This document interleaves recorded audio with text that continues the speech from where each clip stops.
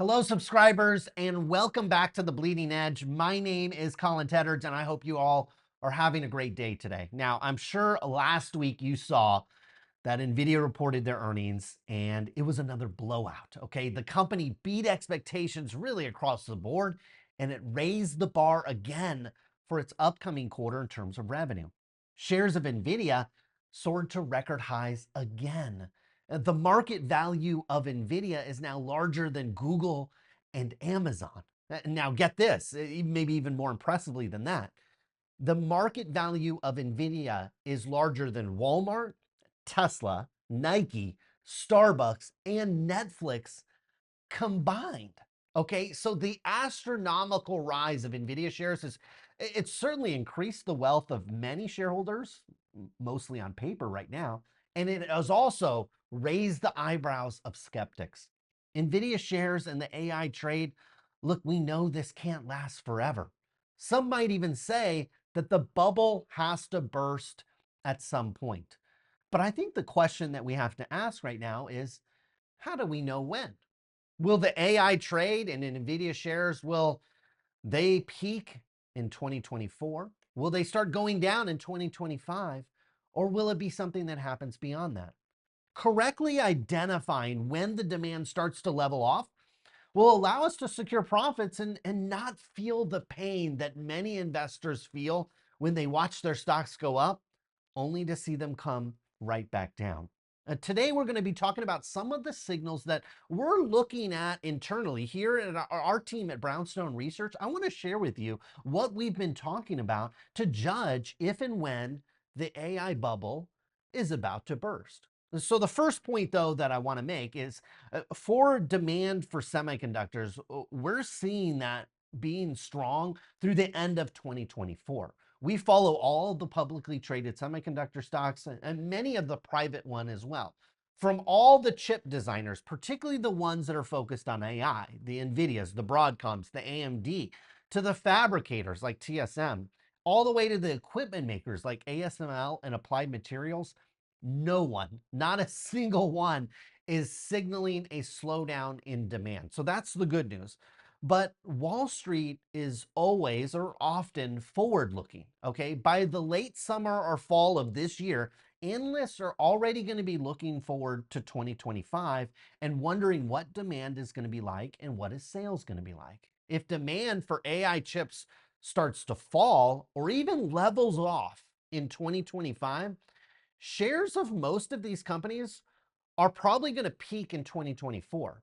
So my team is closely following what's happening in the semiconductor space, and I want to share with you the three key indicators that's going to signal if the AI trade is about to slow down, or what some people might say, the bubble is about to burst. The first signal is that hyperscalers are going to cut back their spending. Now, hyperscalers is just kind of a fancy Wall Street term for a big cloud company. So the biggest are Amazon, Microsoft, and Google. But you also have Meta, you have Oracle, you have IBM, you have many, many others out there. Okay. So first thing to remember is that is who NVIDIA is selling to. NVIDIA is not really selling to you and I, the general public. Okay. It's selling to the Microsofts, the Amazons, and the Googles, companies with tens of billions, in some cases, hundreds of billions of dollars in cash just sitting in their bank account. Okay. Microsoft this year committed to spend about $50 billion on capital expenditures, largely data centers and AI chips. So far in the early part of 2024, Microsoft has showed no indication of slowing that down. So we have to assume that demand remains strong. But if towards the end of the year, again, late summer, early fall, if Microsoft comes on conference calls and says they're going to be starting to taper back that spending or starting to slow it down, well, that's giving us our first indication that the hyperscalers might have enough AI chips to meet the demand that they have. We'll also closely be looking at Amazon, Google, and many others for those signals. Indicator number two is that NVIDIA will start to cut pricing. Right now, right this second, NVIDIA has absolutely no reason to cut prices. By most estimates, NVIDIA has control of 70, 80, in some cases, maybe close to 90% of this market. They just have a dominant position, and it takes a while for the other chip makers like AMD and Broadcom and others to really catch up to where NVIDIA has been investing in this space for really over a decade. So NVIDIA has all the market share and they have absolutely no reason to cut prices, but we've actually seen a situation like this play out in the stock market before. At one point, Tesla, and Tesla largely still does, have a dominant position in the electric vehicle market. While they don't control 80, 90, 100% of the market, they're still the largest EV maker here in the United States, and globally, I think they are number 2. After years of seeing rapidly increasing demand and in some cases increasing pricing over at Tesla, last year, the EV maker actually started to cut prices of its popular electric vehicles. And really, that has signaled the top in the EV market, and shares of Tesla and other EV makers like Rivian and Lucid simply have not recovered. If we see NVIDIA start to cut prices, it will be one of the first signs that demand is starting to slow down and the company is having to cut prices in order to keep volumes and demand at levels that will keep share price of NVIDIA at levels that it is today. Now, the third and probably the most important and best signal that AI demand is starting to wane, at least in the semiconductor space, is suppliers will see their demand peak. Now, this is going to be the first telltale sign that demand has peaked. And AI chips are made from thousands of individual parts from hundreds of suppliers. These suppliers have to ramp up investment and spending to meet demand. We also saw something similar in the EV space. Last year, a company called Air Test Systems saw its backlog of business dry up, right as Tesla was beginning to cut prices and shares of many of the EV companies actually started to peak.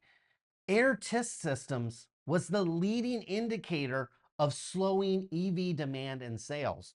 We are likely going to see the same thing in the semiconductor space, because if and when demand starts to peak over at NVIDIA, the first people and first companies they let know are going to be its suppliers, and the suppliers will be the first to report that weakening demand. Now, right now, I want to be clear. We see no demand slowdown in the semiconductor space.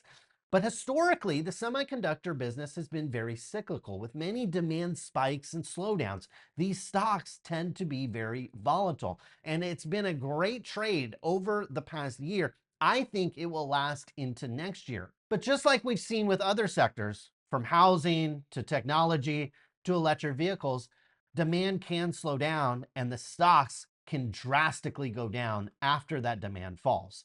We'll be keeping a close eye on all of this. Don't feel like you're alone. We'll continue to keep you updated here on The Bleeding Edge and all of our paid subscribers as well. Hopefully, you guys have a wonderful day out there. We'll see you again soon.